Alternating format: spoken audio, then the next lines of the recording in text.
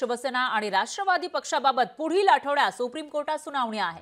15 जुलैला शिवसेना पक्ष चिन्हाबाबत सुनावणी होणार आहे, तर 16 जुलैला राष्ट्रवादी पक्ष चिन्हाबाबत सुप्रीम कोर्टात सुनावणी होणार आहे आणि 19 जुलैला शिवसेना आमदार पात्रतेबाबत सुनावणी होणार असल्याची माहिती समोर येते। त्यामुळे आता जेव्हा हा जो टर्म आहे 5 वर्षांचा विधानसभेचा तो संपायला आलेला असतानाच ही जी सुनावणी आहे त्यामधून काय नेमका निर्णय येतो ते बघावं लागणार आहे।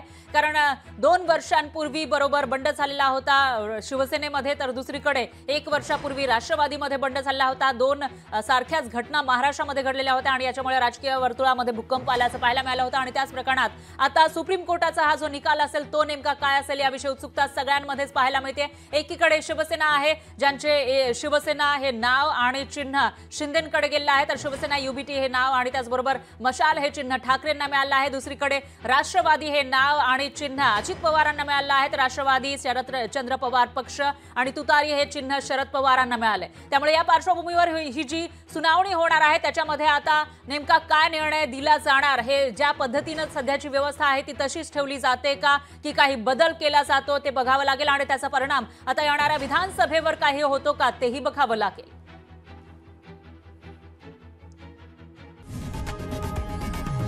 लोकशाही मराठी ऐका, पहा, जागरूक रहा।